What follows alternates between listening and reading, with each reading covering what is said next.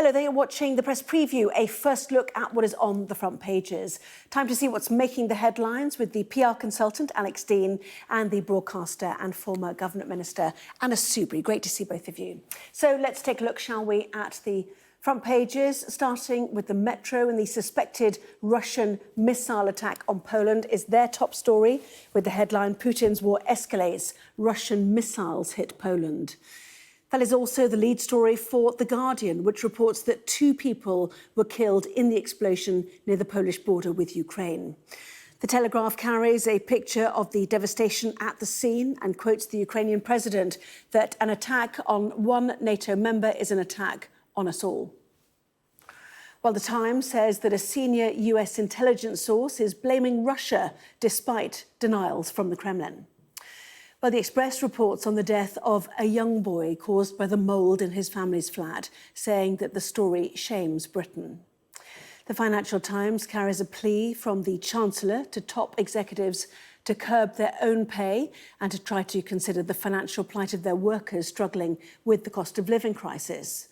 The Daily Mail reporting that universities have been told to decolonise maths and computing studies, or in its own words, go woke in the way they teach. The Sun launches into the Cristiano Ronaldo interview saga with the Manchester United footballer talking about the death of his baby son and how he still talks to the child. And The Star reports that the England World Cup football team will have to suffer the noise of bellowing camels at night from their hotel in Qatar. Well, don't forget, by scanning the QR code you'll see on screen during the programme, you can check out the front pages of tomorrow's newspapers while you watch us. So let's head straight to our guests. We are joined by Anna and Alex. Welcome to you. Certainly a serious night for NATO and European allies. If you look at the front pages, the Metro, for example, Anna, we didn't want to see this, did we? Russian missiles hit Poland. Clearly, there are plenty of questions, verification and caution, but nonetheless, serious for all of those involved right now. Absolutely. And as we know, 2 people were killed. Whether that missile was from Russia and deliberately fired to Poland, which it would be extraordinary if that were, and exceptionally serious if that was the case, or whether it's the fallout that you expect after a day where the Russians have fired well over 80 missiles into Ukraine, trying to take out vital services like electricity. And with some success. That was good to see tonight that Ukraine was saying they'd restored a lot of their electricity. But even if it's a case, I know there's a huge amount of speculation about this, but even if it's the case that the Ukraine defense mechanism has in some way sent some of its debris, the responsibility lies with Russia, because if they hadn't illegally invaded Ukraine, if they weren't continuing to bombard this sovereign nation, then you wouldn't have this terrible tragedy in Poland. But as you've been talking all evening, this is serious stuff and deeply concerning. Credit to the papers, because most of them have got it on their front page. They've turned it around very quickly. Indeed so. The Telegraph too. Russian missile strikes hit Poland with a view there of the scene, what looks like a crater to many people, an overturned trailer, a tractor in the distance as well. Grain suggested too, certainly not a target. And lots of things could have happened. It could be deliberate. Who knows? It could be an overshoot of a missile. It could be an intercepted missile, remnants falling where they shouldn't, or the interceptor, an air defence system itself, Alex. All of that will be under investigation now, but will it be seen as Russia's fault, whatever the outcome of those investigations, do you think? And what should happen now? Well, I agree entirely with the thrust of Anna's answer. I think that it is plainly Russia's fault, whatever the detail of what came to land on Poland and explode may be. First of all, the strike that Anna was discussing with you, I thought it was over 100 missiles that Russia has fired. That's the largest bombardment on Ukraine of missiles since they started this invasion of a sovereign nation in February. Hard to keep track for some people. That's 9 months we've been living with this. The poor Ukrainians have been living with Russia's completely unwarranted aggression for 9 months, and this is merely the latest example in it. Plainly, it's Russia's fault. But even in wars and in conflicts which are completely one-sided in blame, like this one, sometimes accidents happen that aren't to do with somebody doing something deliberately.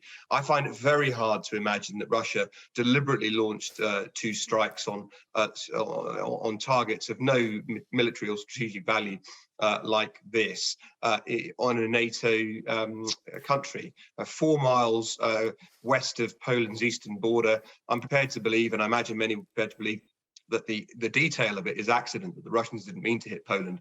But the substance of it speaks to a desperation on the part of the Russians in this latest stage of their aggression. And I think that's really worrying, actually. The desperation that's on show when they launch attacks like this, which have ramifications and outcomes like this, is really worrying too. So whilst there are lots of examples throughout history of military strikes going wrong, and on amongst our allies. I mean, the Americans, when during the Balkan conflict, trying to strike Serbia, struck other countries around it. That can happen, and it does happen when you're in the right as well as when you're in the wrong, as Russia is here. So I'm prepared to believe it's an accident, but it's desperately worrying.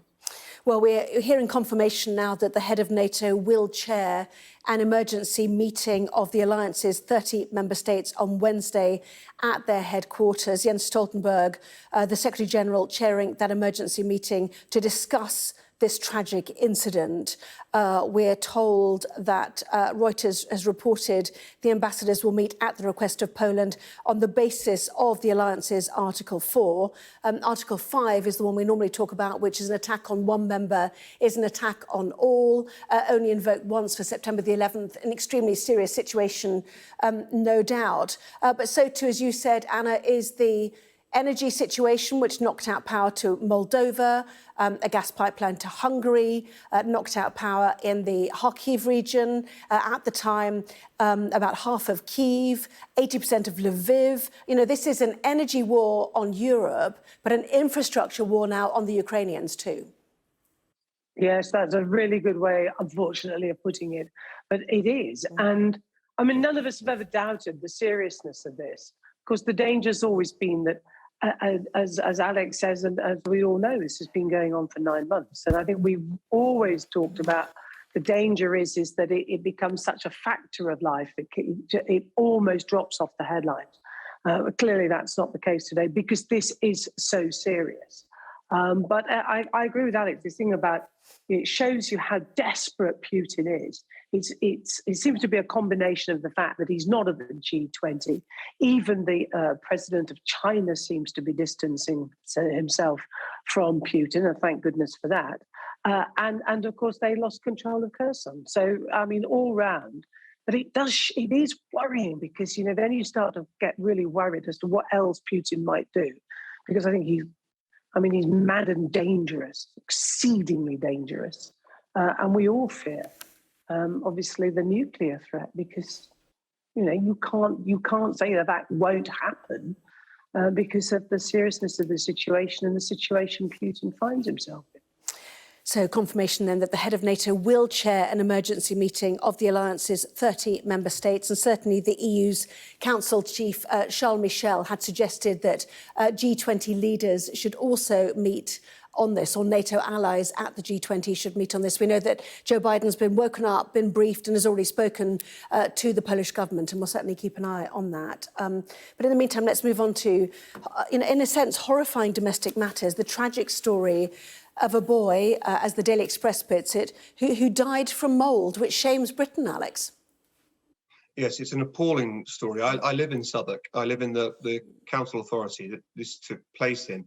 I've got plenty of friends and colleagues in the Tory party, and the Labour Party too. It's not a party political issue, who live on the estates that are affected by things like this. And you can argue it's to do with bad maintenance contracts or flat roofing design, which has led to this. But I gather that this is a very common situation in the estates around me, that people have got this kind of mould, and it can have appalling, deadly consequences. But not just that it happens, but that it goes on for months and years without being addressed. And that's going to be the real bad thing about this, apart from the appalling human tragedy of the individual example, is the wider systemic fact of this thing happening month after month. And that, in the end, I think, is going to be something that is going to go beyond one coroner's report. It's going to go beyond one appalling and tragic death. It's pointing to a systemic failure to prevent wider bad health outcomes. Because for every time you have one death, you've got hundreds, perhaps many hundreds of people who've had their healths deleteriously affected systemically. That is, for months and years by this going on in Britain in the 21st century. Well, a defining moment too is how The Guardian have described it. I mean, that's wishful thinking, no doubt. The Guardian reporting that about 450,000 homes in England have problem with condensation and mould. I presume that's just the half of it, actually. Many more, I think, do, but unaccounted for. I'm sure that's absolutely right, Anna. And it is absolutely disgraceful. And I have to say, there is nothing new in this. I mean, I remember when I was a member of Parliament, people would write to you with terrible stories about mould infestations in properties. And a lot of this comes down to local authorities. And I always thought that my local authority at Broxtowe took these things very seriously and would take action. I suspect it's when you've got huge housing schemes, housing associations and local councils dealing with systemic problems on a huge scale. But, whether you like, it's all well and good. I saw the interview with Michael Gove saying, man, do your job and all the rest of it. I mean, I don't disagree that people often don't take responsibility. It's a feature of modern life for these sorts of failings. But ultimately, this comes down to money. And it then comes down to local councils and a lack of funding, they would say, to make the investment that is desperately needed, or frankly, to demolish, in some instances, huge swathes of public housing in order to make sure in this day and age people live in conditions that aren't going to kill them, and especially not little boys. I mean, this poor little boy, age 2, absolutely shameful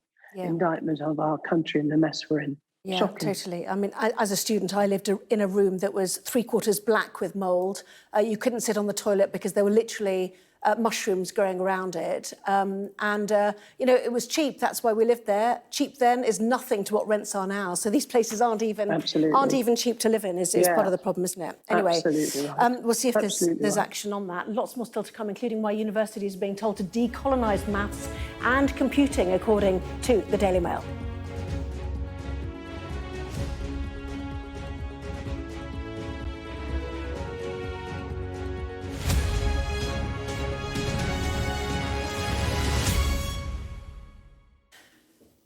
Well, welcome back. You're watching the press preview. Let's just bring you the very latest from the UK Prime Minister Rishi Sunak, who has just tweeted in the last 2 minutes. In fact, I've just spoken to the Foreign Secretary and the Defence Secretary. We are urgently looking into reports of a missile strike in Poland and will support our allies as they establish what has happened. We are also coordinating with our international partners, including NATO. So the UK Prime Minister in Bali, suggestion of a meeting, in fact, in Bali tomorrow, and certainly the head of NATO will chair an emergency meeting of the alliance's 30 member states on Wednesday at their headquarters. So we'll certainly keep an eye on that.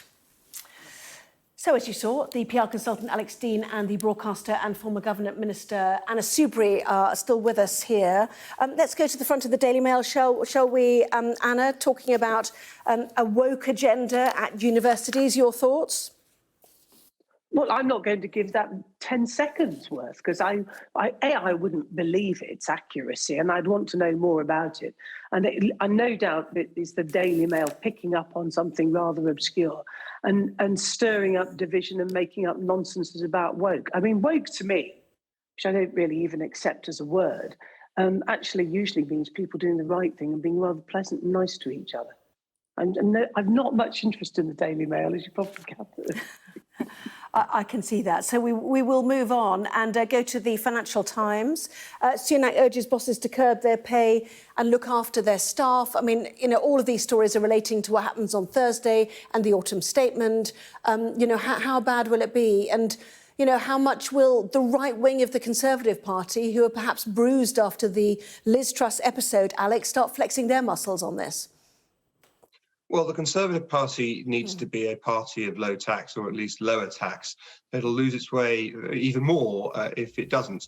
But the bigger problem for the Prime Minister, I think, isn't about individual policy. It's about a sense of purpose and direction. And I'm not dodging your question, because my point is he can have it either way. He can be someone who says these are really tough times, we're going to drive in this direction, and I'm afraid we are going to need to raise your taxes, but it's for these purposes, we're going to do it in this way. And if he does it persuasively, he may take his colleagues with him, or he may revert to the Conservative Party's traditional position of a freer state, a freer country, a lower tax regime, a freer market, and so forth. And he may take his colleagues with him that way. But the reason I say it that way around is the biggest danger of the Tory party isn't the Labour Party or concerns about individual policies. It's the Conservative Party's parliamentary membership, which has now done in for 3 prime ministers in a row.